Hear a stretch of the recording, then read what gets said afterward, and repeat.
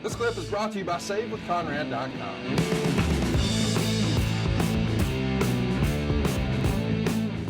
JR, we are closing up 2001. Jericho closes 2001 in The Rock's hometown in Miami by defending his title in a three-way against The Rock and Kurt Angle. He gets the win after Angle is DDT'd and Rock on a chair. He DDT'd Rock on a chair, gets the win.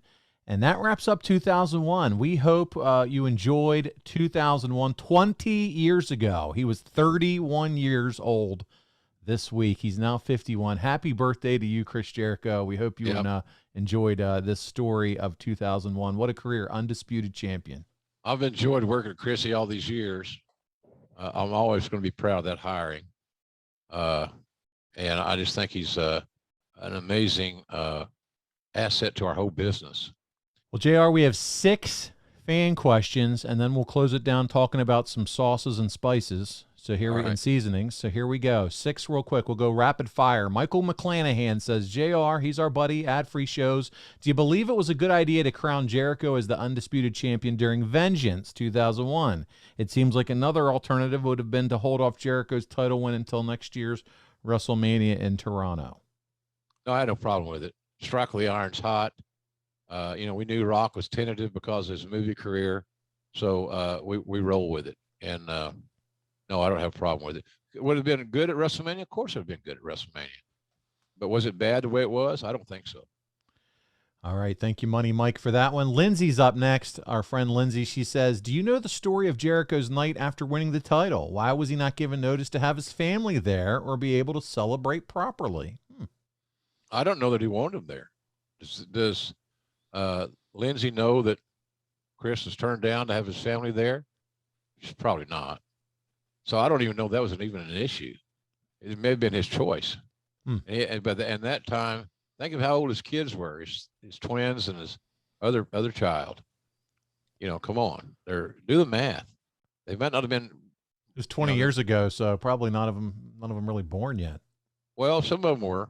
Yeah. I think. But in any event, I don't know that that's an issue. It's somebody looking for a story.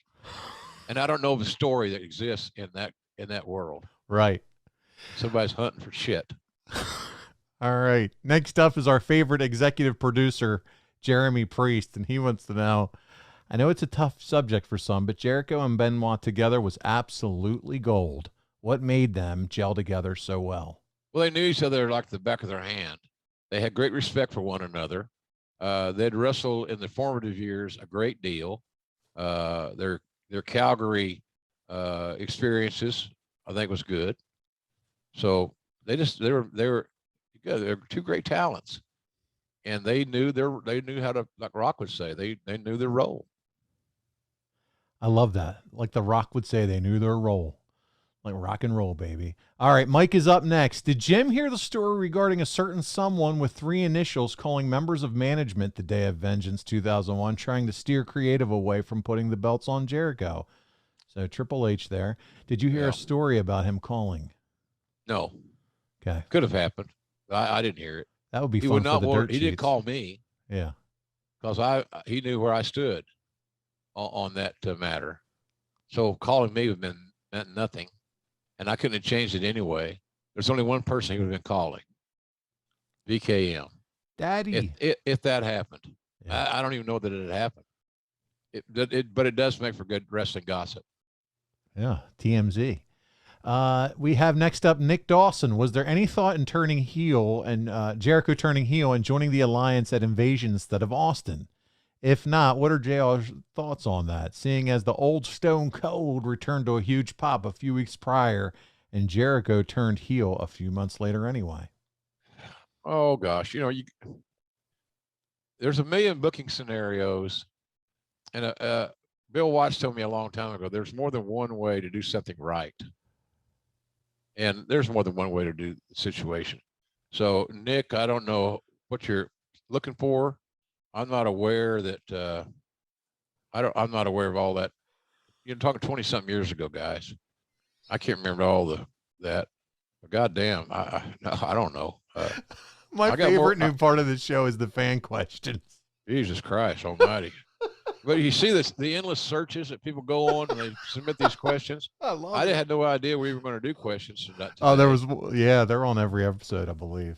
Sorry. So, but I don't mind them. Yeah. And yeah. people are curious. I But if love I it. don't know the answer, I'm not going to make one up just for the sake of perpetuating Just a talking bogus shit out your story. ass. Yeah. Yeah, I'm not doing that. Okay.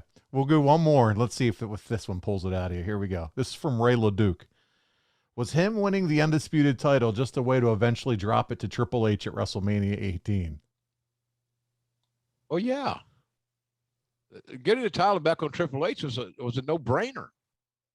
So I don't. And if you're going to do it, you'd want to do it at WrestleMania, which contradicts what I said earlier about waiting until WrestleMania for Jericho to win the thing. So I call that match at WrestleMania 18 with Heyman. I think it was Austin. Jerry Lawler was back then. Because we called I remember the significance of that show was sure as fuck wasn't the main event. It was Rock and Hogan. That's right. Toronto, baby. They had to follow that. They meaning Triple H and Jericho. Nobody gave a shit. Yeah, that was the match nobody cared about. Triple H defeating Jericho. Yeah, and it's hard to follow. Those guys are in a bad spot. And nobody also forecast how great the performance and how much the crowd was going to buy Rock and Hogan. Rock Hogan, yeah. So, no, I think, but it made sense. WrestleMania 18 made sense. You got your title on the line. You got your champion who's been, dinking and dunking and holding on. And so, no, I don't think so. I think that was the right thing to do. I got no problem with the two guys in that main event, Triple H and Chris, whatsoever. It was really, what else are you going to close with? And of course, someone said, well, he should have beat Triple H. Well, why? What for? Well, because I don't like Triple H. He married the boss's daughter. God damn, I'm still mad. Get over it. God damn it. God Jim damn. Barnett was over. I didn't even bitch. I didn't even get one Jim Barnett in this week. Hey, it's Conrad Thompson. Thanks for checking out the podcast here on YouTube. Be sure to hit the subscribe button and the notifications bell so you get a notice anytime we upload some new content. And go save yourself some money right now. If you're in a 30-year loan or you have credit card debt, it's not a matter of if I can save you money. It's a matter of how much. Find out right now for free at SaveWithConrad.com.